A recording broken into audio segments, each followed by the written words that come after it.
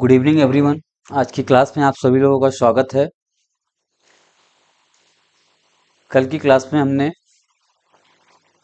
Sports के कुछ important facts थे साइकोलॉजी और स्पोर्ट्स साइकोलॉजी में। ठीक है, तो उसको हमने देखा था लास्ट क्लास में, और इसमें हमने बात की थी कि सर्वप्रथम साइकोलॉजी की जो शब्द की जो यूज़ किए थे, जो है ना, शब्द को जो यूज़ किए थे वो कौन थे? रोडोल्फ गोल केल ने सर्वप्रथम साइकोलॉजी शब्द का यूज किया या उत्पत्ति की निर्माण किया, आप जो भी बोल सकते हैं। उसके बाद साइकोलॉजी का जनक जो है विलियम वुड्स को कहा गया है। फिर स्पोर्ट्स साइकोलॉजी के जनक की हम बात करें तो स्पोर्ट्स साइकोलॉजी, ठीक है, साइकोलॉजी की बात हुई तो विलियम वुड्स को हम टिक करेंगे। अगर स्पोर्ट्स साइकोलॉजी की बात हुई तो कॉलमैन ग्रिफ्थ को हम चूज करेंगे। देन शैक्षिक मनोविज्ञान, जिसको हम इंग्लिश में एजुकेशनल साइकोलॉजी बोलते हैं, कभी कभी हिंदी नहीं लिखा रहता है तो आपको कंफ्यूज नहीं होना है। तो एजुकेशनल साइकोलॉजी के जो जनक हम मानते हैं, पितामह जिसको हम बोलते हैं, उसको E.L. थॉर्नडाइक को कहा जाता है। उसी तरह अप्लाइड स्पोर्ट्स साइकोलॉजी का आविष्कार ब्रूस ओग्लीव्यू ने किया है, इसको याद रखिएगा। Applied sports psychology. आधुनिक साइकोलॉजी का जनक सिगमंड फ्रायड को बोला जाता है, और इनको साइको एनालिटिक जो का भी जनक हम इनको कहते हैं। साइकोलॉजी की उत्पत्ति जो है फिलोसफी से हुई है, दर्शन शास्त्र से हुई है। फर्स्ट स्लाइड में चर्चा किया था, हमने बात की थी। देन विलियम वुड्स ने सर्वप्रथम साइकोलॉजी की लैबोरेटरी की स्थापना लिपिस्क में 1879 में किया था। इसको भी हम पढ़ चुके थे कि मनोविज्ञान की कुल 20 शाखाएं हैं। सर्वप्रथम स्पोर्ट्स साइकोलॉजी की लेबोरेटरी की स्थापना डॉक्टर कार्ल डायन ने 1920 को बर्लिन में किया था। फिर दूसरी बार जो स्पोर्ट्स साइकोलॉजी की लेबोरेटरी खुली वो दो वैज्ञानिकों ने अलग अलग जगह पर की थी। पहला लेनिनग्राद था, ठीक है, में भौतिक संस्कृति संस्था में एजे पुन्नी ने के द्वारा किया गया। दूसरा इलिनियॉस विश्वविद्यालय में कॉलमैन ग्रिफ्ट के द्वारा किया गया। साइकोलॉजी की जो प्रथम पुस्तक प्रिंसिपल ऑफ साइकोलॉजी के लेखक विलियम जेम्स हैं। एजुकेशनल साइकोलॉजी नामक पुस्तक के लेखक E.L. थॉर्नडाइक का नाम आता है। फिर से sports psychology explore over behaviour in athletic के लेखक जिंजर को कहते हैं। ठीक है, ये क्या है? ये पुस्तक का नाम है, sports psychology explorer over behaviour in athletics. तो किसका नाम आएगा? जिंजर का नाम आप याद रखिएगा। ये कुछ फैक्ट हैं जिसको हम यूज करते हैं। Structuralism, functionalism, psychodynamic, behaviourism, cognitive और सोशल कल्चर। तो इंपॉर्टेंट कंट्रीब्यूटर की हम बात करेंगे कि स्ट्रक्चरलिज्म जो है बात करते हैं तो उसमें नाम किसका आता है? William Woods, Edward B Titchener. उसके बाद इसमें जो डिस्क्रिप्शन हम बात करेंगे कि use the method of introspection to identify the basic element और स्ट्रक्चर ऑफ साइकोलॉजी एक्सपीरियंस। ठीक है, इसको एक एक नज़र में हम देखेंगे, सरसरी निगाहों में ये सारी चीज़ों को आपको याद रखना है। ठीक है, फिर फंक्शनलिज्म में क्या है? Attempts to understand why animal and human have developed the particular psychological aspect that they currently process. इसको हम जो कंट्रीब्यूशन जो इस फील्ड में दिया है फंक्शनलिज्म में, वो कौन है? William James. आपको इन दोनों को थोड़ा सा रिलेट करना है, इसको आपको देखना है। ठीक है, इन दोनों को कौन मतलब कि स्कूल ऑफ साइकोलॉजी में क्या है और उसको किसने जोर या किसने फोकस दिया है। फिर साइकोडायनेमिक की बात करेंगे तो Sigmund Freud, Carl Jung, Alfred Adler और एरिक एरिक्सन का नाम आता है। इन चारों में से किसी का भी नाम रहेगा तो दे सकते हैं, अगर चारों का नाम है तो ऑल ऑफ द एबव हम टिक करेंगे। बिहेवियरिज्म की बात करेंगे तो जॉन बी वॉटसन का नाम आता है और बी एफ स्कीनर। ठीक है, स्कीनर, थॉर्नडाइक, ये लोग बहुत ही मतलब कि इस फील्ड में, साइकोलॉजी के फील्ड में बहुत ही अपने मतों को दिए, अपने विचारों को रखा है, अलग अलग तरीके से टेस्ट को करके, एक्सपेरिमेंट करके, अलग अलग जानवरों पर, एनिमल पर अलग अलग तरीके से क्या किया इन लोगों ने? रिसर्च किया है। उसके बाद कॉग्निटिव की बात करते हैं तो Hermann Ebbinghaus, sir Frederic Bartlett और जीन पियाजे का नाम आता है। जीन पियाजे भी हैं, देखो, जीन पियाजे, Skinner, John B Watson, Sigmund Freud, William Woods, है ना। ये सारे जो हैं साइकोलॉजी में, ये बहुत ही साइकोलॉजी, आप तो आप दर्शन शास्त्र फिलोसफी में बोल सकते हो, तो ये लोग आपको हर जगह मिलेंगे। ठीक है, अरस्तु हो गए, रूसो हो गए, ये सारे लोग आप लोग को हर जगह कहीं ना कहीं मिलेंगे। ठीक है, तो सोशल कल्चर की बात करेंगे तो फ्रिट्ज, हेडियर और लियोन फेस्टिंजर, उसके बाद स्टैनली स्केचल। ठीक है, तो इन सब का नाम आता है किसमें, सोशल कल्चर में। अब हम आगे बात करेंगे कि sports psychology and it's relation with sports, की स्पोर्ट्स साइकोलॉजी और इसका जो रिलेशन है स्पोर्ट के साथ वो कैसा है। तो इसको आप एक सरसरी निगाह में देख लीजिएगा क्या चीजें हैं। इसको हम आगे पीपीटी में और बनाया हूँ आप लोग के समझने के हिसाब से। मैं हिंदी इंग्लिश में इसलिए बनाया हूँ कि आप लोग को कम से कम कुछ चीजें ऐसी रहती हैं, जैसे कि मान लो कि हमने बोल दिया कि इनहेंस मोटिवेशन। ठीक है, तो कभी कभी ये हिंदी के क्वेश्चन में, मतलब कि हिंदी के क्वेश्चन में भी इनहेंस मोटिवेशन ही दिएगा। इसको ये नहीं बोलेगा कि प्रेरणा को बढ़ाना। ठीक है, प्रेरणा का बढ़ना या प्रेरणा को इम्प्रूव, इम्प्रूव का मतलब कि उसको प्रगति करना। ठीक है, तो ये सारी चीजें आपको थोड़ा सा होगा। डेवलप कॉन्फिडेंस, कभी कभी कॉन्फिडेंस क्या है, इसी तरह एकदम हिंदी के वर्जन में लिख देगा कॉन्फिडेंस, आत्मविश्वास इसको नहीं लिखेगा। तो इसको आप लोग, इसलिए बोल रहा हूं कि आप जब भी नोट्स बनाओ हिंदी की या इंग्लिश में बनाओ, जो भी हिंदी मीडियम वाले हैं उनके लिए थोड़ा सा ज्यादा फोकस करना पड़ेगा कि इंग्लिश में चीजों को क्या बोल रहा है। कभी कभी वही बताया कि एकदम सेम चीज जो इंग्लिश का रहा है उसी को हम लिखा हुआ बीच जो रहता है उसको दे देते हैं, हिंदी में उसको अनुवाद नहीं करते। तो एकदम शुद्ध हिंदी पढ़ना भी थोड़ी सी क्या हो सकती है, प्रॉब्लम हो सकती है। जैसे कि एनाटॉमी फिजियोलॉजी है, आप हिंदी में पढ़ोगे तो एकदम ऐसा, मतलब आप कंफ्यूज होगे कि आपको ऐसे ऐसे वर्ड को आप सुनोगे कि लगेगा कि ये तो मैं फर्स्ट टाइम सुन रहा हूँ। बहुत कठिन ही होता है, हिंदी हिंदी का जो शब्द होता है बहुत ही कठिन होता है उसको समझना।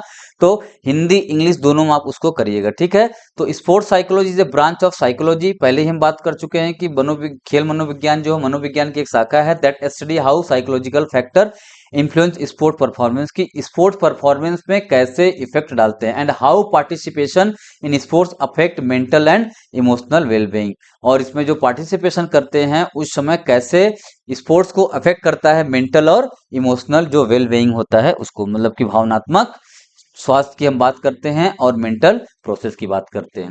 It help athlete enhance concentration, motivation, confidence, emotional control and team coordination which are essential for success in any sports.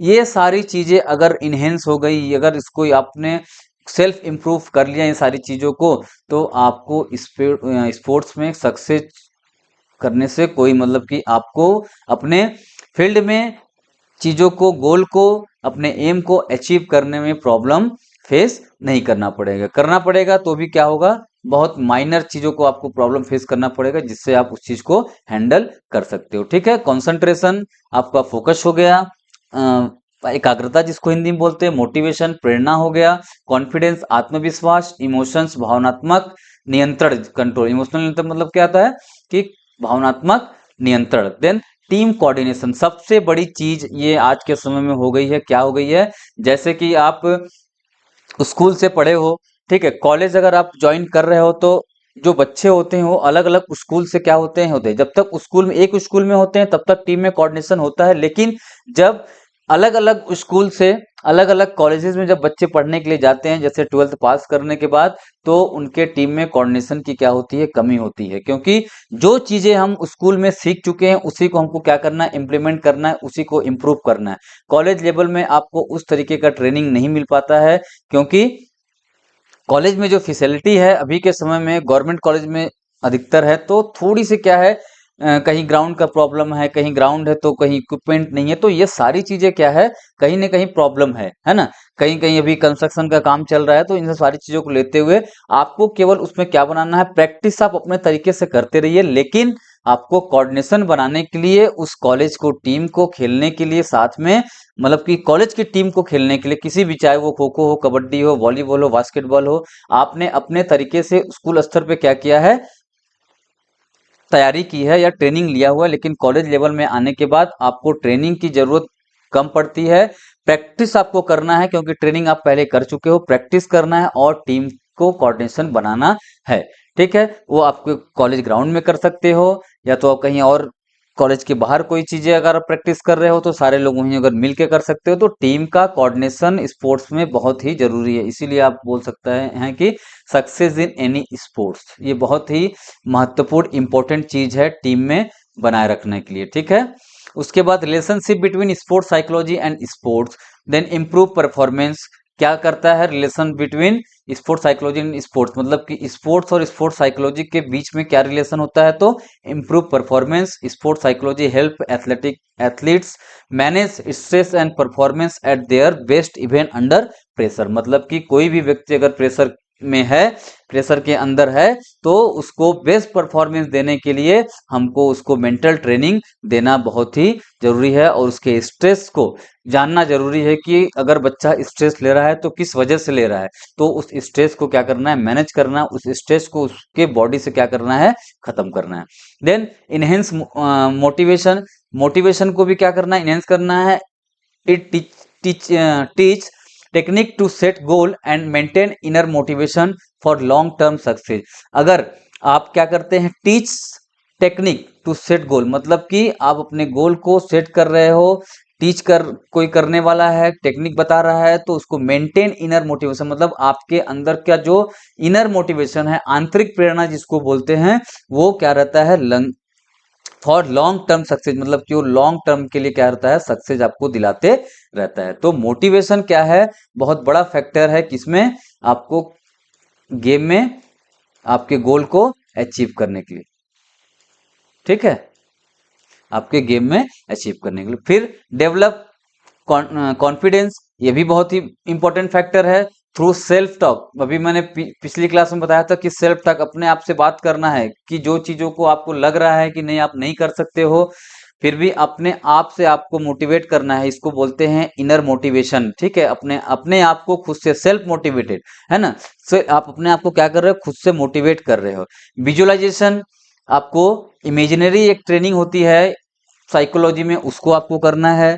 फिर रिलैक्सेशन करना है। Then athlete build confidence, confidence को क्या करना है, बिल्ड करना है। रिड्यूस फियर ऑफ फेलियर, मतलब कि आपके डर को क्या करना है, कम करना है। जो हम समझते हो कि नहीं मैं डर रहा हूं, मैं इस चीज को नहीं कर सकता, उन सब सारी चीजों को क्या करना है, दूर करना है।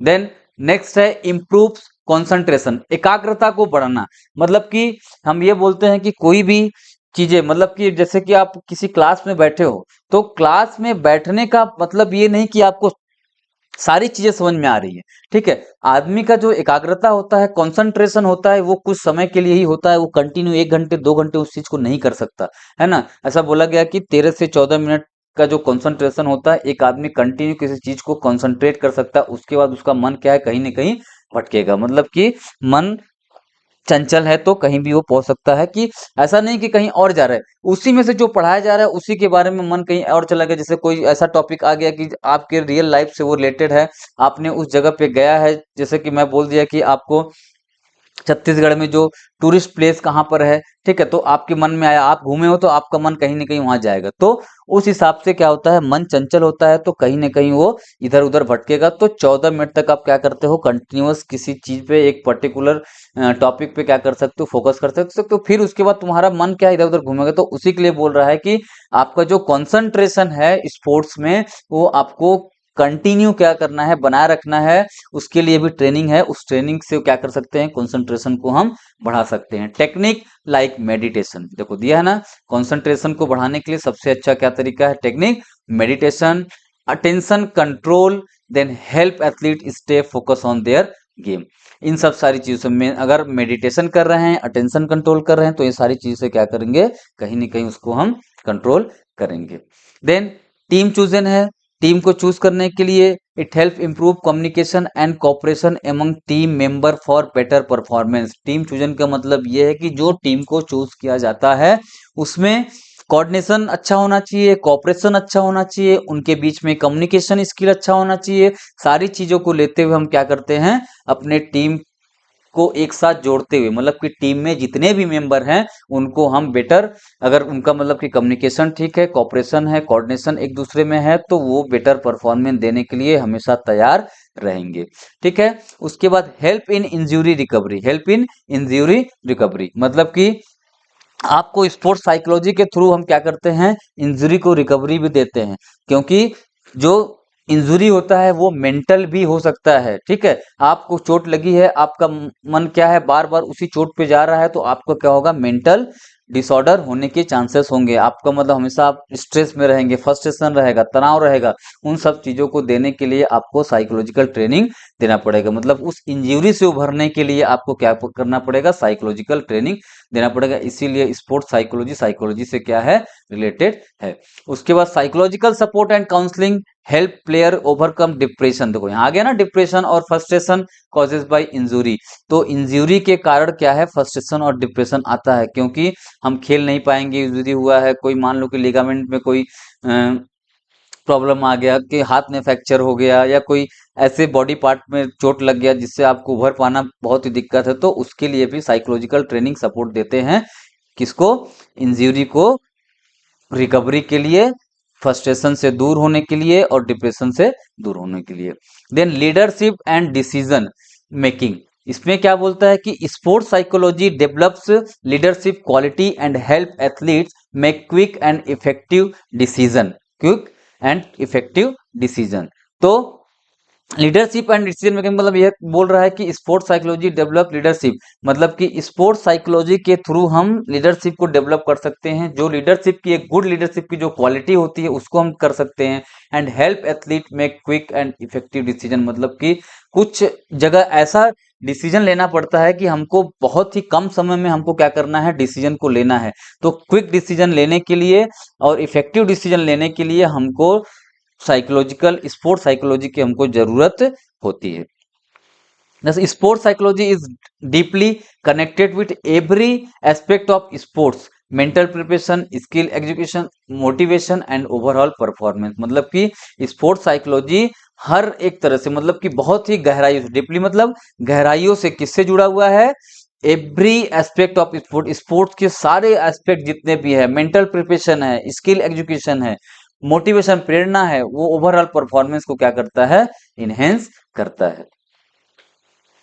इसी को हिंदी में है, इसको आप स्क्रीनशॉट लेके आप कर सकते हो। उसी चीज को मैं बताया हूँ जो आप चीजों को पीछे पढ़े हो। एक नजर में इसको देखना है तो देख लो कि मनोविज्ञान की वह शाखा है जो यह अध्ययन करती है कि मानसिक और भावनात्मक तत्व किस प्रकार खिलाड़ी के प्रदर्शन को प्रभावित करते हैं और खेलों में भाग लेने से व्यक्ति के मानसिक स्वास्थ्य पर क्या प्रभाव पड़ता है। मतलब कि ये सारी चीजें जो है खेलों से संबंध है। आपको अलग अलग तरीके के लोग मिलेंगे बात करने वाले, कि आपको डिमोटिवेट करने वाले मिलेंगे, मोटिवेट करने वाले मिलेंगे, ठीक है, आपके आत्मविश्वास को बढ़ाने वाले मिलेंगे, इमोशनल जो कंट्रोल है उसको कैसे करना है, टीम की स्पिरिट को बताएंगे, कुछ लोग टीम को तोड़ने की कोशिश करेंगे। तो इन सब सारी चीजों को हमको क्या करना है, लेके चलना है। अपने बुद्धि विवेक दिमाग से हमको काम को करना है कि हमको अपने टीम को, या कोई इंडिविजुअल इवेंट हम कर रहे हैं तो उसमें कैसे परफॉर्मेंस मिलेगा। कि देखो, कहने का तात्पर्य यह है कि स्पोर्ट्स साइकोलॉजी जो काउंसलिंग जो होता है उसका एक ही मतलब है कि अगर हमने आपसे किसी बात को कहा,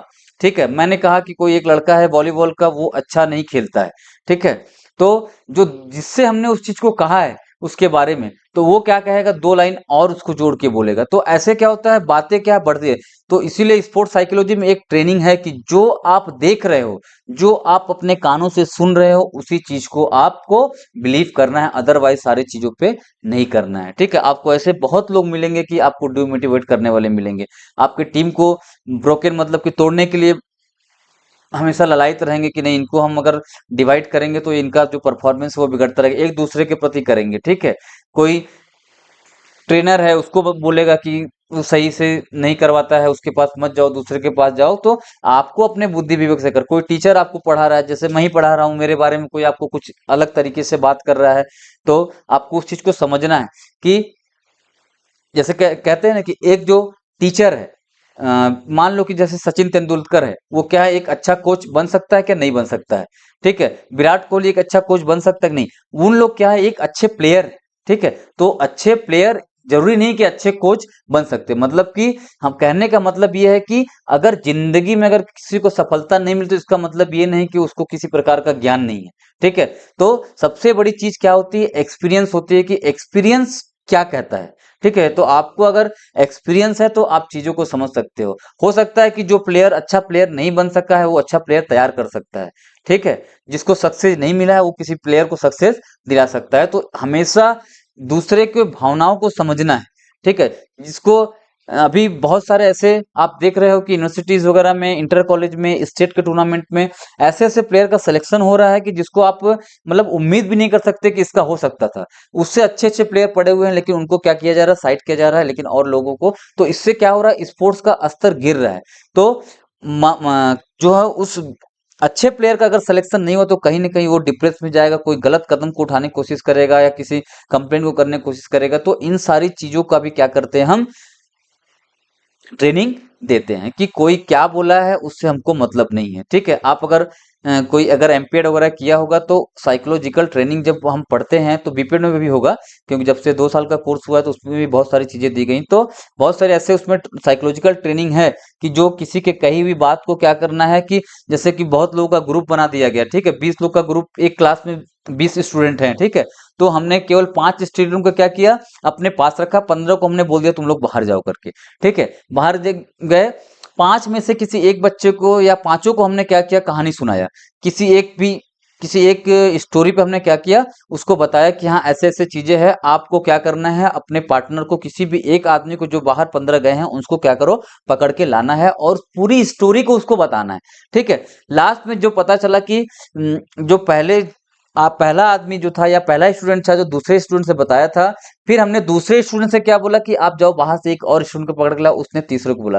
तो पहले जो हमने कहा है स्टूडेंट से और जो स्टूडेंट ने दूसरे तो हमारी कही बात में अगर 15 लोग बाहर हैं तो जो मैं 15वें व्यक्ति से जो बात करूंगा तो मेरे और उसकी कही हुई बात में जमीन आसमान का फर्क आएगा। तो कहने का मतलब केवल यही है कि अपने बुद्धि विवेक से चीजों को क्या करना है, किसी के कही हुई बात पे हमको नहीं चलना है ना। तो इससे भी प्रभाव पड़ता है, इफेक्ट पड़ता है, क्योंकि ड्यूरिंग द मैच या प्री कंपटीशन या ड्यूरिंग कंपटीशन तो ये सारी चीजें आपको अफेक्ट करती हैं, है ना। क्योंकि कहीं ना कहीं अगर वैसी चीजें आपको दिख गई तो आपके मन में वो चीजें आएंगी कि नहीं, ये चीजों को आप क्या कर रहे हो, बता रहे हो। ठीक है, तो आगे की हम बात करते हैं, इसको आप स्क्रीनशॉट ले लीजिएगा। इसको खेलों से संबंध, मनोविज्ञान का खेलों से संबंध, उसके बाद ये भी उसी में है, जस्ट उसी का ये हिंदी वर्जन है, तो आपको उसको देखना है। ठीक है, उसके बाद हम बात करेंगे स्ट्रेंज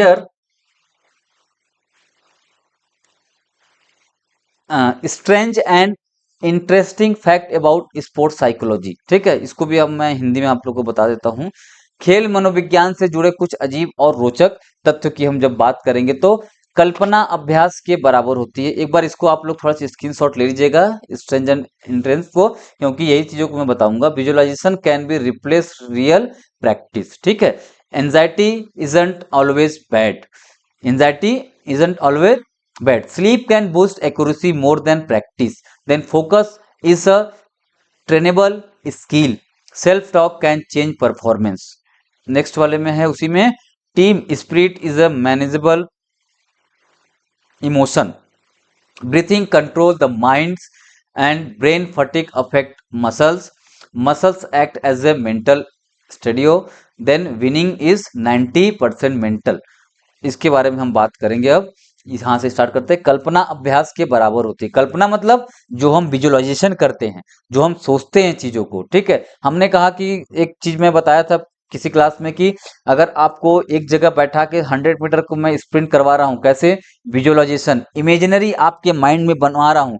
तो आप कभी भी ऐसा एक ट्रेनिंग करिएगा, आप किसी को सामने रखिएगा, उसको बोलिएगा कि जब आप, जैसे कि मैं आपको करवाऊंगा तो मैं बोलूंगा कि आप लोग आंखों को बंद करिए और डीप ब्रीदिंग करिए। ठीक है, डीप ब्रीदिंग करिए 2 से 3 बार। उसके बाद मैं बोलूंगा कि जब मैं 1 2 3 स्टार्ट बोलूंगा तब आपको ऐसा आभास करना है कि वहीं जहां बैठे हो। ठीक है, जहां बैठे हो वहीं आपको क्या करना है, बैठे रहना है। लेकिन आपका जो माइंड है वो 100 मीटर ट्रैक के स्टार्टिंग पॉइंट पे, आपको हमने कहा कि आप वहां पे सपोज करो आप वहां पे खड़े हो, तो हमारे 1 2 3 स्टार्ट बोलने पे आप क्या करोगे, उस चीज को आप रनिंग स्टार्ट करोगे। ठीक है, तो जब तक आप 100 मीटर के फिनिशिंग लाइन को आप क्रॉस नहीं करते हो तब तक आंख को खोलना नहीं है। लेकिन इसके साथ साथ जब 1 2 3 स्टार्ट बोला गया तो वहां से किसी एक सामने जो बैठा है वो कॉन्शियसनेस में रहेगा, आपको वो इंस्ट्रक्ट करेगा कि 1 2 3 जब मैं बोलूंगा तो आपको स्टार्ट करना, तो उसके पास स्टॉप वॉच रहेगा। जब तक आप 100 मीटर को क्रॉस नहीं करोगे तब तक आप अपनी आंखों को नहीं खोलोगे। ठीक है, तो एक बार ऐसे ट्रेनिंग को आप करके देखना कि आप कितने समय में आप विजुअलाइजेशन कर रहे हो कि मैं 100 मीटर को क्रॉस कर सकते हो। ठीक है, तो आपको इसको अच्छे से करना है। इसके बारे में मैं आपको बाद में बताऊंगा कि क्या चीजें है। अभी कुछ दिन में मैं लाइव क्लास में आऊंगा तो आपको सारी चीजें मैं करवाऊंगा। ठीक है, तो उस तरीके से आपको करना है। ओके, तो सामने वालों को ये बोलना है कि आप, मैं जैसे ही आंख खोलूंगा, मतलब कि आप आंख कब खोलोगे, जब आप 100 मीटर के फिनिशिंग लाइन को क्रॉस कर जाओगे। ठीक है, तो 100 मीटर के फिनिशिंग लाइन को जब आप क्रॉस कर रहे हो तो क्रॉस करने के बाद जैसे ही आंख खोलते हो वैसे ही स्टॉप वॉच क्या होगा, स्टॉप होगा। तो आपको ये देखना है कि आपका जो विजुअलाइजेशन टाइम है वो कितना हो रहा है। ठीक है, वो कितना हो रहा है, तो आपको उसको समझने की जरूरत है कि आपने 5 सेकंड में आंख को खोला या आपने 25 सेकंड में आंख को खोला। तो 5 सेकंड में भी कोई खोल सकता है, कोई 25 सेकंड में, कोई 1 1 मिनट तक 100 मीटर स्प्रिंट को लगाता है, जबकि आप चल के जाओगे तो 1 मिनट नहीं लगेगा। ठीक है, तो ये होता है विजुअलाइजेशन प्रैक्टिस, जिसको बोलते हैं कल्पना अभ्यास के बराबर होती है। ठीक है, ये होती है। अनुसंधानों से पता चला है कि जब खिलाड़ी केवल किसी कौशल की कल्पना करते हैं तो उनके मस्तिष्क के वही हिस्से सक्रिय होते हैं जो असली अभ्यास में होते हैं। दूसरे की हम बात करेंगे, चिंता हमेशा बुरी नहीं होती है। चिंता, हम बोले ना कि anxiety is not bad every time, तो आपको ये पता करना है कि चिंता हमेशा बुरी नहीं होती, मतलब कि चिंता करना भी कभी कभी क्या होता है, अच्छा होता है, कि आपके परफॉर्मेंस के लिए अच्छा होता है। ऐसा नहीं कि हमेशा क्या होता है, बुरा होता है। तो थोड़ी सी चिंता खिलाड़ी की सतर्कता और ऊर्जा को बढ़ाती है, लेकिन अत्यधिक चिंता प्रदर्शन को क्या करती है, घटाती है। तो यहाँ बात क्या हो रही है, थोड़ी सी माइनर, ठीक है, माइनर या लिटिल बिग जिसको हम बोलते हैं इंग्लिश में, लिटिल बिग एंजाइटी अगर है तो वो जरूरी है, क्योंकि आप अलर्ट नहीं रहोगे, कॉन्शियसनेस में नहीं रहोगे अगर आपके अंदर चिंता किसी चीज को लेके नहीं है। लेकिन अगर यही अत्यधिक हो गया, मोर देन हो गया, मतलब सीवियर हो गया, बहुत ज्यादा हो गया, तो आपके प्रदर्शन को क्या करता है, ये घटा देता है। आपके प्रदर्शन को क्या करता है, घटा देता है। तो आपको इस चीज का क्या करना है, ध्यान करना है। देन हम बात करेंगे कि नींद अभ्यास से ज्यादा असरदार हो सकती है, मतलब कि जिसको हम बोलते हैं, अभी बहुत सारी चीजें चल रही, योग निद्रा जिसको हम बोलते हैं। ठीक है, मतलब कि योग निद्रा, मतलब कहते हैं नींद अभ्यास से क्या मतलब है कि नींद अभ्यास हम करवा रहे हैं आपको, जैसे कि हमने पूरे बॉडी के पार्ट को क्या किया, बॉडी के पार्ट को आपको एक एक करके हमने अपने आपको सुला दिया गया है, और आपको हर एक बॉडी पार्ट के बारे में आपको कंसंट्रेट करने के लिए बोला जा रहा है कि आपके पैर से लेके पूरे फोरहेड तक, मतलब कि top to bottom, bottom to top, आपको क्या कराया जा रहा है, प्रैक्टिस कराया जा रहा है नींद में। ठीक है, बोला ना नींद अभ्यास, इंग्लिश में क्या बोलते हैं इसको, sleep can boost accuracy more than practice. ठीक है, मोर देन प्रैक्टिस। तो पर्याप्त नींद से ध्यान, समन्वय और प्रतिक्रिया क्षमता बढ़ती है।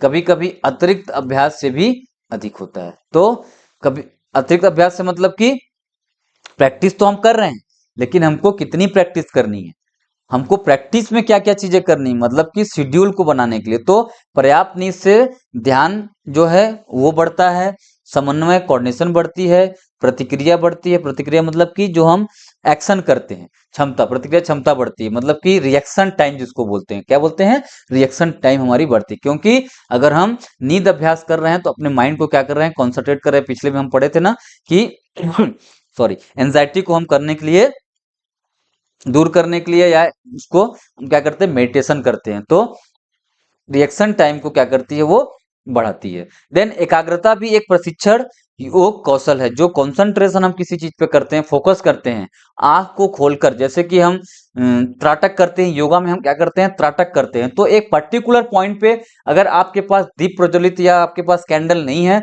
तो आप एक किसी पर्टिकुलर पॉइंट पे, जैसे कि मान लो कि हमने बोल दिया कोई एक पर्टिकुलर, जैसे कि कोई ओम का एक पिक्चर आपके सामने लगा हुआ है, ओम का पिक्चर आपके सामने लगा हुआ है। तो ओम को जब हम राइट करते हैं तो उसमें कोई एक चंद्रमा बिंदु होती है, तो उस बिंदु पे आप फोकस करोगे तो भी उसको क्या बोलेंगे हम, त्राटक बोल सकते हैं, क्योंकि एक चीजों को हमको क्या करना है, फोकस करना है। ठीक है, फोकस करना है। तो एकाग्रता भी एक प्रशिक्षण योग्य कौशल है। जैसे मांसपेशियों को प्रशिक्षित किया जाता है, वैसे भी ध्यान को भी माइंडफुलनेस और मेडिटेशन से मजबूत। माइंडफुलनेस मतलब कि किसी भी प्रकार का हम चीजों को एकदम शांत जगह में हम एकाग्रता के साथ हम बैठे हैं, कोई सी चीज पे हम फोकस कर रहे हैं, ये सारी चीजें इसमें आती है। तो मेडिटेशन से मजबूत किया जा सकता है किसको, एकाग्रता को। ठीक है, देन आत्मसंवाद प्रदर्शन बदल सकता है। इसका जो इंग्लिश क्या है, focus is a trainable skill. तो नहीं, इसका है self talk can change performance, मतलब कि आत्मसंवाद, सेल्फ टॉक, इसको क्या बोलते हैं, सेल्फ टॉक। हम आगे बात किए थे कि अपने आप से बात करना। जब आप ज्यादा फ्रस्ट्रेशन या एंजाइटी आपके साथ है तो आपको अपने आप से बात करना। जैसे लिखा है ना, मैं कर सकता हूं। ठीक है, अब अगर यहीं आ जाता मैं ही कर सकता हूं तो फिर प्रॉब्लम बढ़ जाती। ठीक है, तो मैं कर सकता हूं मतलब कि कर सकते हो, और भी कोई कर सकता है, लेकिन मैं भी उस चीज को कर सकता हूँ। सामने वाला अगर कर रहा है तो उस चीज को मैं भी करने की कोशिश करूंगा। जैसे सकारात्मक वाक्य मस्तिष्क के तनाव को कम करने करके प्रदर्शन को बढ़ाते। ठीक है, इससे क्या होता है, ये आंतरिक प्रेरणा है। क्या है, आंतरिक प्रेरणा भी इसको हम बोल सकते हैं, सेल्फ टॉक को। ठीक है, फिर टीम भावना एक मापी जा सकने वाली भावना है। मतलब कि क्या बोल रहा है, team spirit is a measurable emotions. Sports psychologists can measure team chosen the emotion bond among player which directly affect winning chance. तो team spirit is a measurable emotion, मतलब क्या बोल रहा है यहाँ पर, टीम भावना एक मापी जा सकने वाली भावना है। खेल मनोविज्ञान टीम के भावनात्मक चूजन जुड़ाव को माप सकते हैं, तो जीत की संभावना को प्रभावित करता है। देन आगे हम बात करेंगे, सांसों से मन को नियंत्रित किया जा सकता है। मतलब कि कुछ भी दिक्कत होती है, जैसे किसी को बहुत गुस्सा आता है तो हम क्या बोलते हैं, डीप ब्रीदिंग। ठीक है, डीप ब्रीदिंग, या सांस फूलने लगा तो क्या बोलते हैं, डीप ब्रीदिंग। तो गहरी और नियमित सांस लेने से हृदय गति और तनाव हार्मोन कम होता है, जिससे खिलाड़ी तुरंत ध्यान केंद्रित कर सकता है। तनाव हार्मोन मतलब कि स्ट्रेस हार्मोन जिसको हम बोलते हैं, वो क्या होता है, कम होता है। कैसे, गहरी और नियमित सांस, बोलते हैं ना डीप ब्रीदिंग। हमने कोई एक्टिविटी करा दी, हाई इंटेंसिटी के साथ स्पोर्ट्स में एक्टिविटी हमने कराई, मान लो कि हमने 50 मीटर का हमने 4 स्प्रिंट लगवाया। ठीक है, तो उसके जो ब्रीदिंग पैटर्न है वो कहीं ना कहीं इफेक्ट बढ़ेगा। जैसे कि 16 से 20 बार हम नॉर्मल ब्रीथ हम लेते हैं, तो कहीं ना कहीं उसमें वो बढ़ेगा वो चीजें। तो उसको हम रिकवरी या नॉर्मल कंडीशन में लाने के लिए क्या करते हैं, बोलते हैं डीप ब्रीदिंग। जो हम बैंड होके हम क्या करते हैं, हाथों को मूवमेंट के साथ हम क्या करते हैं, डीप ब्रीदिंग। ठीक है, तो ऊपर आते हैं तो श्वास को लेते हैं, नीचे आते हैं तो श्वास को छोड़ते हैं। तो उससे क्या होता है, हमारा तनाव हार्मोन जो होता है, स्ट्रेस होता है, वो क्या होता है, कम होता है। हृदय गति और तनाव दोनों को, मतलब कि अपना जो हार्ट बीट है वो भी क्या होता है, कम होता है, और स्ट्रेस हार्मोन्स भी कम होता है, जिससे खिलाड़ी तुरंत ध्यान के, मतलब कि कंसंट्रेशन करने के लिए डीप ब्रीदिंग जरूरी है। ठीक है, डीप ब्रीदिंग जरूरी है। फिर मानसिक थकान शरीर को कमजोर महसूस कराती है। मतलब कि अगर मेंटल अगर आपको टायर्डनेस है तो कहीं ना कहीं आपको शरीर को कमजोर महसूस कराएगी, क्योंकि शरीर पूरा थक चुका है और आपके माइंड में ये चीजें चल रही हैं कि अब मैंने आज बहुत एक्टिविटी कर ली, बहुत ट्रेनिंग कर ली, तो कहीं ना कहीं आपको दिक्कत पैदा करेगा आपके स्पोर्ट्स में। क्या लिखा है, जब मस्तिष्क थक जाता है तो शरीर भी थका हुआ महसूस होता है। ऐसा नहीं है कि केवल फिजिकल एक्टिविटी करने वाले को ही मेंटल टायर्डनेस आता है। जो बैठ के ऑफिस में काम कर रहे हैं या कहीं कंपनी में काम कर रहे हैं, उनके साथ भी मेंटल जो मानसिक टायर्डनेस है, थकान है, वो चीजें आती हैं। ठीक है, तो उनको भी क्या करना है, इस जो उनको क्या करना है, ट्रेनिंग करना है। कौन सा, मेडिटेशन जिसको हम बोलते हैं। ठीक है, मेडिटेशन करना है। उसके बाद संगीत मानसिक शक्ति बढ़ाता है। अगर आप बहुत ज्यादा स्ट्रेस है तो ऐसे कुछ मोटिवेशनल वीडियो आप सुनिए, या कोई ऐसे आध्यात्मिक जो कि जुड़े हुए हैं, आध्यात्मिक स्पिरिचुअल जिसको हम बोलते हैं, स्पिरिचुअल सॉन्ग जो होते हैं, ठीक है, उससे जुड़े हुए कुछ सॉन्ग को सुनिए, तो वो क्या करता है, आपके ध्यान को क्या करता है, बढ़ाता है। जैसे हम अभी देख रहे हैं कि केवल लोग क्या कर रहे हैं, ओम के उच्चारण को जैसे बहुत बार बोल रहे हैं, केवल ओम, तो वो कहीं ना कहीं एक वर्ड को केवल बोल रहे हैं, तो कॉन्सेंट्रेट कर रहे हैं चीजों, ठीक है, वो ध्यान को बढ़ा रहे हैं। मतलब कि जैसे कि अभी देख रहा हूँ ना, ओम के उच्चारण को कंटिन्यू हम सुन रहे हैं, तो उससे क्या होता है, हमारा एकाग्रता बढ़ता है, ठीक है। तो एक चीज को सुनने से मतलब, चाहे तो आपको जिसमें इंटरेस्ट हो, आपको अगर कोई पुराने गाने हो सुनने के लिए, या कोई स्पिरिचुअल सॉन्ग हो, या कोई मोटिवेशनल वीडियो हो, तो आपको उसको सुनने की जरूरत है। कई ओलंपिक खिलाड़ी इसके लिए विशेष प्लेलिस्ट बनाते हैं, मतलब कि प्लेलिस्ट बोलते हैं, एक मिनट, क्या है, music act as a mental, मतलब कि many Olympian use personalised playlist for peak performance. Playlist मतलब क्या होता है कि ये बोल रहा है कि बहुत सारे जो ओलंपिक में जो पार्टिसिपेशन जो करते हैं, वो अपने लिए एक प्लेलिस्ट बना लेते हैं कि एक के बाद एक कौन सा हमको, कि सीक्वेंस में कौन से गाने को सुनना है, तो वो अपने प्लेलिस्ट के हिसाब से उस संगीत को क्या करते हैं, स्टार्ट करते हैं, और कंटिन्यू क्या होता है, वो चलते रहता है, ठीक। तो अपने, चाहे तो वो मोटिवेशनल वीडियो का आप प्लेलिस्ट बनाए हो कि हमको इसका इस स्टोरी के बाद ये सुनना है, इस स्टोरी के बाद ये सुनना है, तो अपना एक प्लेलिस्ट बना के रखिए कि जैसे ही पहला खत्म हो दूसरा आ जाए, दूसरा खत्म हो तीसरा आ जाए, तो ऐसे प्लेलिस्ट को बना के रखना है आपके परफॉर्मेंस को बढ़ाने के लिए। खेलों में जीत 90% मानसिक होती है, ठीक है। मतलब कि अगर मानसिक रूप से आप अ, हो, जैसे कि दंगल में क्या बोलता है कि उस लड़की को जब लड़ने के लिए करता है, तो आमिर खान जो क्या बोलता है कि लड़कों से जब लड़ने के लिए तैयार हो जाती, तो उसी समय बोलता है कि क्यों लड़कियों छोरी को लड़कों से लड़वा रहे हो। तो उसमें उसमें आमिर खान यही बोलता है कि मेरी बेटी तो पहला जो है वो कदम जीत ली, कि उसने डर को हरा दिया, डर को हरा दिया। तो क्योंकि उसके माइंड में था कि इसको मैं क्या करूंगी, इसको मैं हरा दूंगी, तो वही उसी का एग्जाम्पल सुटेबल बैठेगा कि खेलों में जीत 90% मानसिक होती है, कि आपको पहले से, जैसे कि होता है कि कोई किट अच्छा पहन के आया है, तो पहले अरे यार ये लोग बहुत अच्छा पहने हैं, तो बहुत अच्छा खेलते होंगे, क्योंकि उन्हीं लोग को ऐसा किट दिया जाता है जो रेगुलर प्रैक्टिस में है। तो ऐसी चीजों को क्या करना है, निग्लेक्ट करना है, इग्नोर करना है हमारी स्पोर्ट्स फील्ड में, ठीक है। हो सकता है कि उनके पास पैसा बहुत हो, लेकिन प्रैक्टिस उस हिसाब से नहीं हो जिस हिसाब से आप प्रैक्टिस कर रहे हो, तो उन सब सारी चीजों को क्या करना है, इग्नोर करते हुए अपने आप को अपना बेस्ट देना है, कि आप अपना एफर्ट, फुल एफर्ट कितना लगा सकते हो। निष्कर्ष की बात करेंगे इसमें, तो sports psychology reveal that the body perform only as strong as the mind allow. खेल मनोविज्ञान यह साबित करता है कि खिलाड़ी का प्रदर्शन उतना ही अच्छा होता है जितना उसका मन प्रशिक्षित होता है, जितना कि मेंटल ट्रेनिंग जितना उसको अच्छा दिया गया होगा, उसका शारीरिक शक्ति भी उतना ही अच्छा प्रदर्शन करेगा, ठीक है। अब यहां बात आ गई एंजाइटी की, बात आ गई एंजाइटी की। तो एंजाइटी में क्या क्या चीजें हम देखते हैं। तो एंजाइटी क्या है, anxiety is a state of mental un uneasiness, nervousness of fear about something that may happen in the future. मतलब क्या बोल रहा है, चिंता एक ऐसी मानसिक अवस्था है, कोई हिंदी में भी मैं इसको लिखा हूं, दोनों को हिंदी इंग्लिश दोनों में थोड़ा पढ़िएगा। ऐसी मानसिक अवस्था है जिसमें व्यक्ति को किसी भविष्य की अनिश्चित घटना के बारे में घबराहट, तो क्या होगा, घबराहट, घबराहट, डर या बेचैनी महसूस होती है, ठीक है। घबराहट, डर या बेचैनी महसूस, मतलब कि यह एक मानसिक एवं शारीरिक स्थिति है जिसके जिसमें व्यक्ति को तनाव, भय तथा घबराहट का अनुभव होता है। ये सारी चीजें, मतलब कि तनाव भी रहेगा, स्ट्रेस जिसको बोलते हैं, फियर भी रहेगा, और अनएसेसनेस भी होती है, ठीक है।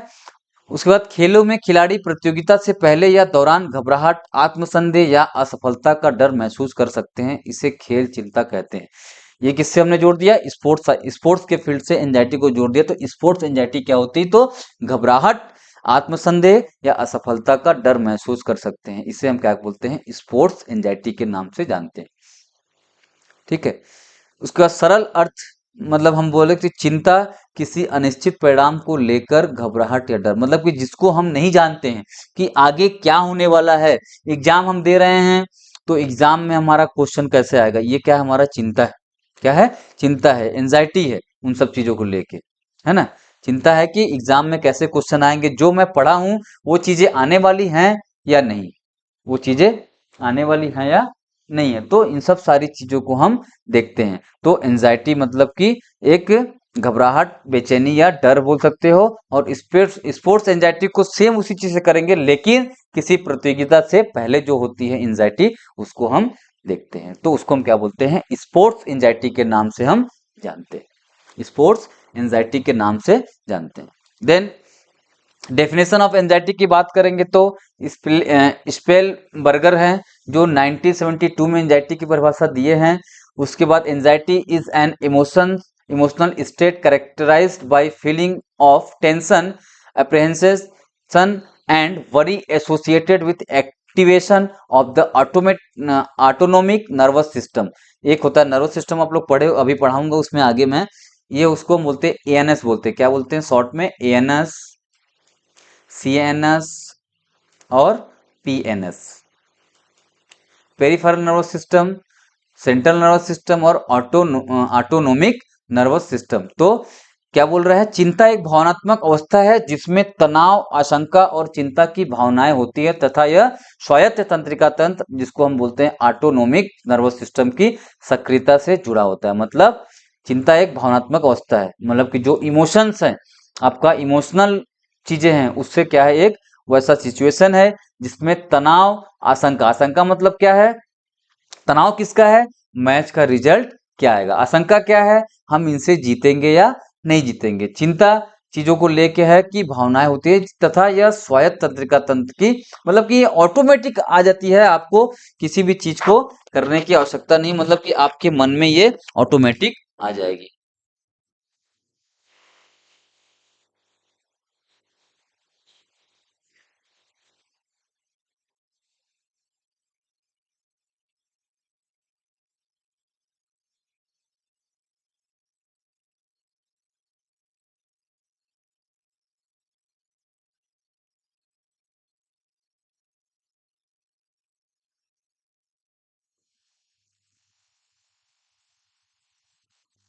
ठीक है।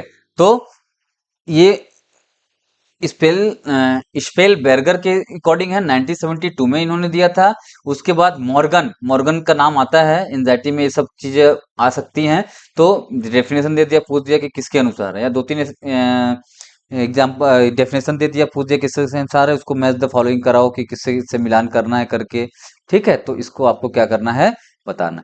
तो मॉर्गन ने 1980 में दिया था, anxiety is state of nervousness and worry resulting from anticipation of a threatening situation. चिंता एक ऐसी मानसिक स्थिति है जो किसी खतरनाक या चुनौतीपूर्ण स्थिति, खतरनाक और चुनौतीपूर्ण स्थिति की आशंका से उत्पन्न होने वाली घबराहट और चिंता को क्या करता है? दर्शाता है। ठीक है। फिर कमलेश के अनुसार 1998 में anxiety is state of uneasiness and tension that occur due to fear of failure और अनसर्टेनिटी। मतलब चिंता एक ऐसी मानसिक अशांति और तनाव की अवस्था है जो असफलता के भय या अनिश्चितता के कारण उत्पन्न होती है। अ रनर फील, एग्जाम्पल के तौर पे आप इसको देख लीजिएगा। A runner feels his heart beat increase, hand sweating and mind worry just before the race beginning, this is sports anxiety. मतलब कि एक धावक दौड़ शुरू होने से ठीक पहले दिल की धड़कन तेज होना, हाथों में पसीना आना, मन में डर या चिंता हो महसूस करना, यह खेल चिंता को दर्शाती है या कहलाती है। सॉरी। ठीक है। तो ये खेल चिंता को दर्शाती है। जरूरी नहीं कि केवल ये स्पोर्ट्स फील्ड में ही आ जाए। अगर कोई एग्जाम देने जा रहा है तो उसमें भी होता है, उसके हार्ट बीट बढ़ जाते हैं पेपर मिलने से पहले। ठीक है। उसके बाद पसीने बहुत सारे आते हैं उनको कि क्वेश्चन को बना पाऊंगा या नहीं बना पाऊंगा। तो ये सारी चीजें क्या होती है? उसमें इंक्लूडेड होती हैं। ठीक है।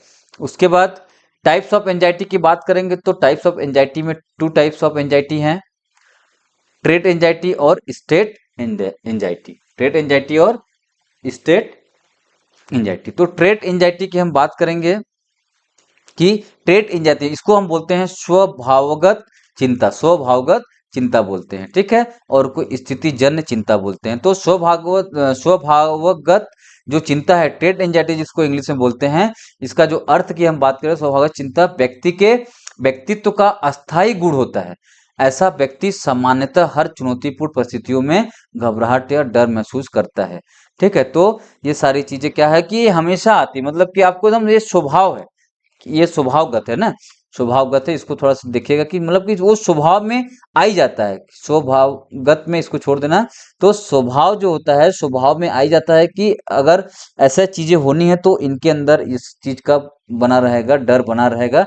तो उसको बोलते हैं ट्रेट इंजरी, मतलब कि यह दीर्घकालीन होता है, मतलब कि लंबे समय तक होता है। ये किसी भी व्यक्ति का क्या होता है, लॉन्ग टर्म के लिए होता है। इसको खत्म करना मतलब कि बहुत ही कठिन काम होता है। ठीक है, जैसे कोई एग्जाम में जा रहा है तो बार बार उसको पानी पीना या बार बार वॉशरूम जाना, तो ये लॉन्ग टर्म के लिए रहती है, इसको खत्म नहीं किया जा सकता है। ठीक है, इसको इसके लिए बहुत ही हाई लेवल का ट्रेनिंग उसको देना पड़ेगा चीजों को, है ना। तो उदाहरण क्या है, यदि कोई खिलाड़ी हर प्रतियोगिता या परीक्षा से पहले घबराता है तो उसमें उच्च स्वभावगत चिंता, हाई ट्रेट एंजाइटी बोलते हैं इसको। ठीक है, हाई ट्रेट एंजाइटी। परिभाषा इसने दिया है, स्वभावगत का चिंता व अस्थायी प्रवृत्ति है जिसमें व्यक्ति हर चुनौतीपूर्ण परिस्थितियों में चिंता महसूस करता है। ये स्वभावगत के लिए हो गया। दूसरा है स्थितिजन्य चिंता, स्टेट एंजाइटी जिसको बोलते हैं। इसके अर्थ की बात करेंगे, स्थितिजन्य चिंता किसी विशिष्ट समय या परिस्थिति में होने वाली अल्पकालीन, ये क्या है, शॉर्ट टर्म। तो ऐसा क्वेश्चन आता है कि जो ट्रेट एंजाइटी है, ऐसा क्वेश्चन आया है कि ये कौन से टाइप का है, तो ये लॉन्ग टर्म। और स्टेट की बात करेंगे तो ये शॉर्ट टर्म एंजाइटी को दर्शाता है। तो ये क्वेश्चन आया है, आप इसको थोड़ा सा इंपॉर्टेंट मान के चलिएगा कि स्टेट एंजाइटी को हम क्या बोलते हैं, शॉर्ट टर्म, और ट्रेट एंजाइटी को क्या बोलते हैं, हम लॉन्ग टर्म बोलते हैं। ठीक है, उदाहरण क्या, एक क्रिकेट खिलाड़ी मैच से पहले या बॉल फेंकने से ठीक पहले घबराता है, यह स्थितिजन्य चिंता, मतलब कि इंस्टेंट जिसको बोल सकते हैं कि क्विक में जो तुरंत आ रहा है, और जो पहले से स्वभाव में आपके है, उस चिंता को क्या बोलेंगे, ट्रेट एंजाइटी। ठीक है, इसको याद रखिएगा। परिभाषा देख लीजिएगा, स्थितिजन्य चिंता वह भावात्मक अवस्था है जिसमें व्यक्ति को किसी विशेष समय में तनाव और भय का अनुभव होता है, मतलब कि किसी विशेष समय में तनाव और भय का अनुभव होता है। ठीक है, तो एंजाइटी कंट्रोल की हम बात करेंगे कि एंजाइटी को आप कंट्रोल कैसे करोगे। तो anxiety control means using mental, emotional and physical technique to reduce nervousness, fear and tension, especially before और ड्यूरिंग परफॉर्मेंस। आफ्टर तो कुछ रहेगा ही नहीं, बिफोर और ड्यूरिंग टेंशन रहेगा। जब तक मैच आप नहीं खेले हो और जब खेल रहे हो तब की ये स्थिति है। तो in sports psychology controlling anxiety help athlete stay claim focused and confident. ठीक है, मतलब कि स्पोर्ट्स साइकोलॉजी जो है कंट्रोलिंग एंजाइटी, मतलब कौन, स्पोर्ट्स साइकोलॉजी करेगा, क्योंकि ये साइकोलॉजी का पार्ट है। मैं पहले ही बोला हूँ, साइकोलॉजी का जो एरिया है बहुत ही ब्रॉड है, तो उसको आपको पढ़ना है। ठीक है, तो स्पोर्ट्स साइकोलॉजी जो है control anxiety, help athlete stay claim, then focus करेगा और कॉन्फिडेंट इसको बनाएगा। तो टेक्निक्स टू कंट्रोल एंजाइटी क्या है, डीप ब्रीदिंग, पहले बताया था ना उसमें कि आपको एंजाइटी को सबसे पहले वो करने के लिए आपको क्या करना है, डीप ब्रीदिंग आपको करना है। क्या करना है, डीप ब्रीदिंग। ठीक है, take slow deep breathing to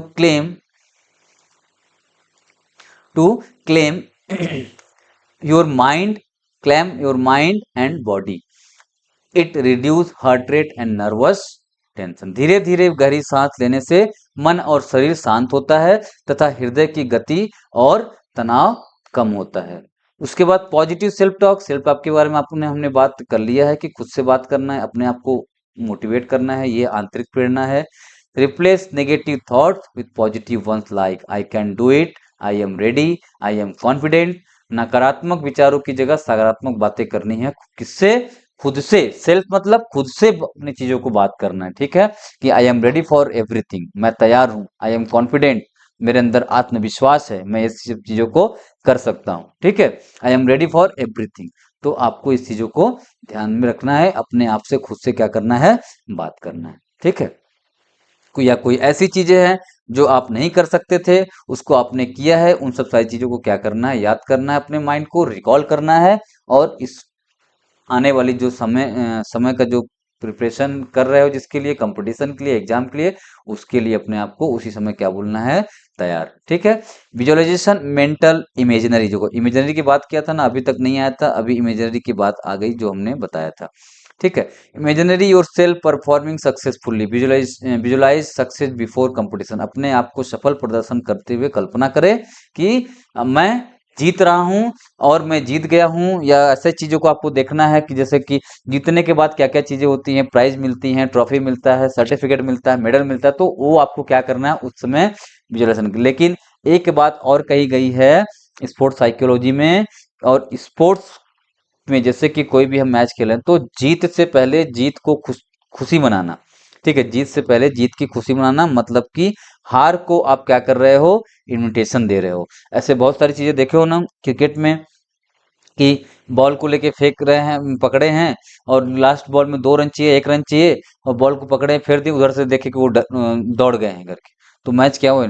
मतलब कि जब तक आप का ये डिसीजन ना हो जाए कि नहीं आपने मैच को जीत लिया है या मैच में परफॉर्मेंस आपका बहुत अच्छा, तब तक आपको लूज अपने आप को नहीं करना है, ठीक है। मतलब कि ऐसे चीजों को जीत से पहले जीत की खुशी नहीं मनानी है, जब तक आपको घोषित नहीं किया जाएगा विजेता तब तक आपको नहीं करनी है, ठीक है।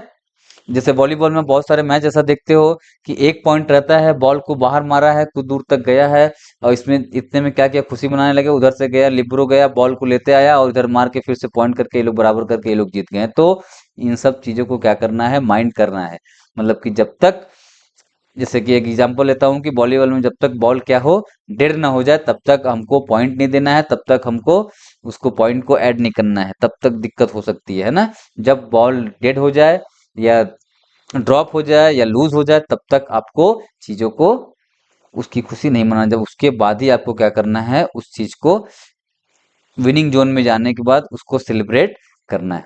प्रोग्रेसिव मसल्स रिलैक्सेशन, पीएमआर बोलते हैं, gradually tightness and relax each muscles group to release physical tension, शरीर की प्रत्येक मांसपेशियों को धीरे धीरे कसे और फिर ढीला छोड़े ताकि शारीरिक तनाव दूर हो सके। फिर मेडिटेशन एवं योगा करना है आपको। मेडिटेशन योगा से बहुत सारी चीजें हैं, इम्प्रूव एकाग्रता, भावनात्मक नियंत्रण, बहुत सारी चीजें होती हैं, मन को क्या करते हो, शांत करते हो। योगा बैलेंस बॉडी, बॉडी को बैलेंस करता है, बॉडी और माइंड को। ध्यान मेडिटेशन को या कंसंट्रेशन को बढ़ाता है। इमोशनल कंट्रोल, जो भावनात्मक नियंत्रण होता है उसको क्या करता है, मेंटेन करता है। योग शरीर और मन के बीच संतुलन बनाता है।